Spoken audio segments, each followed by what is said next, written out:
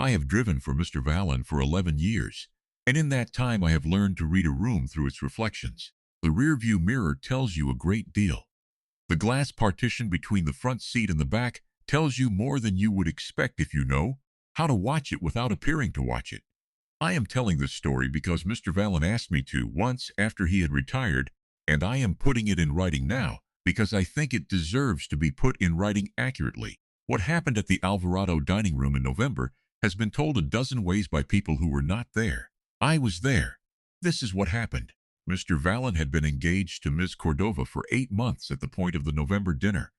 Irina Cordova was, by every observable metric, the appropriate match for a man of his position.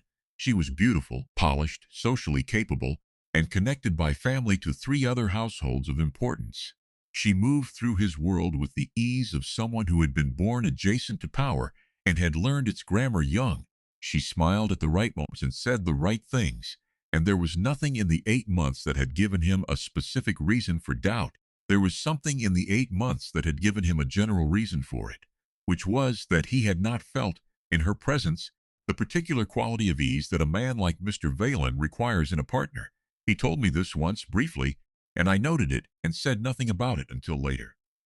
The Alvarado dinner on the 14th of November was a business event in the formal sense.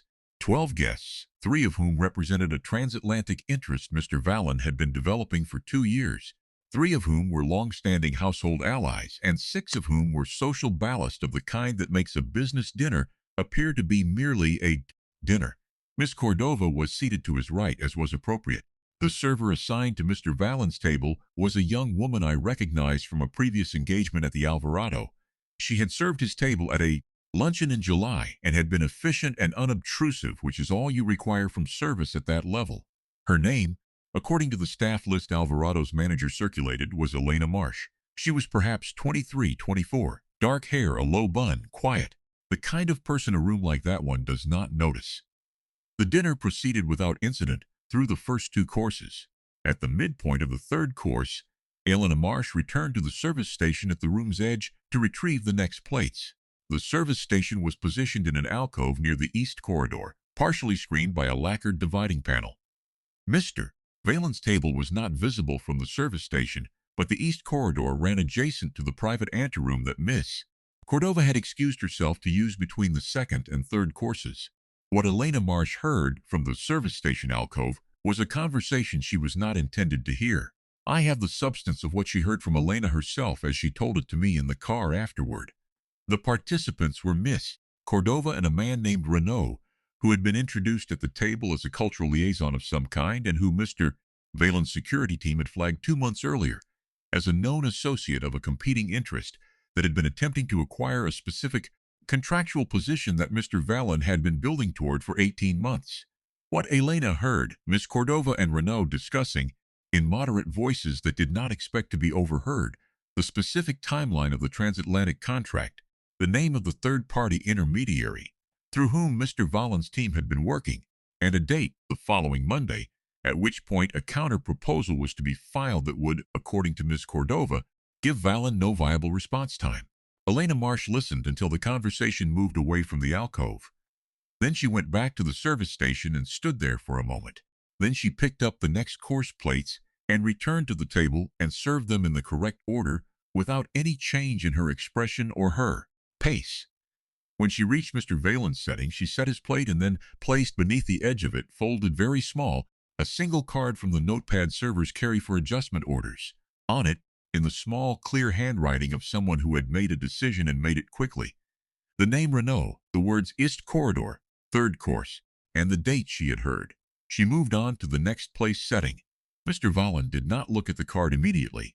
He waited until he had a natural moment to adjust his napkin, and then he looked at it, and his expression did not change. He has very good control of his expression, but I have been watching his hands for 11 years, and his right hand, resting on the table, went perfectly still in the way that tells me he has received information that requires immediate processing.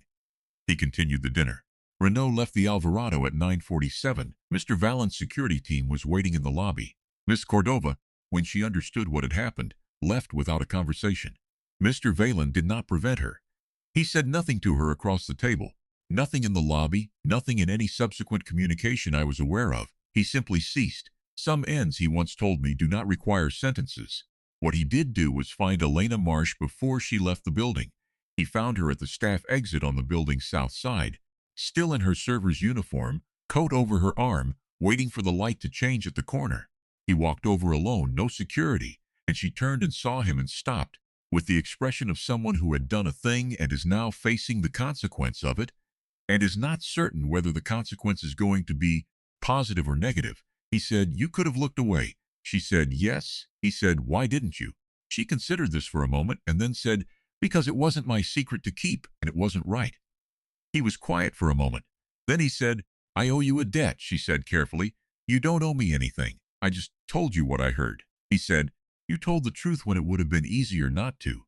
In my world, that is not a small thing." She looked at him with the particular directness of someone who is deciding whether to be afraid and has decided, after consideration, that they are not. She said, "I hope the dinner wasn't ruined." He said the dinner was fine.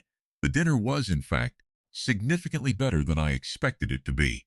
I drove him home that evening. In the rearview mirror, he sat in the back seat in the way he sits when he is thinking carefully about something. Not tense, focused, he said at some point on the drive. Find out everything about her appropriately. He meant, find out if she is who she appears to be, through channels that respect her privacy and her dignity, and do not touch her life or alarm her. She was exactly who she appeared to be. He met her again in December, through an introduction arranged, without her knowing he had arranged it, at a function she attended through a friend. He did not tell her who had arranged it. He introduced himself, and they talked for 2 hours. And at the end of the evening, he said he would like to see her again. And she said she would think about it. And she did think about it, and 3 days later she said yes. She did not know the full shape of his world for some time. When she learned it, she stayed. I can tell you why, I think. She had already seen him in the one situation that reveals a person accurately. The moment between the right thing and the easier thing. He had chosen the right thing, with Renaud, with Cordova, with the way he left her standing at the staff exit with her dignity fully intact and no weight placed on her that she had not chosen to carry. She had made the same choice at the service station in the exact same moment. Two people who made the same choice independently in the same 10 minutes. That is not a bad foundation. I have driven for Mr. Valen for 11 years and for both of them for 3. The rearview mirror is, if anything, more interesting now. I consider this a professional improvement.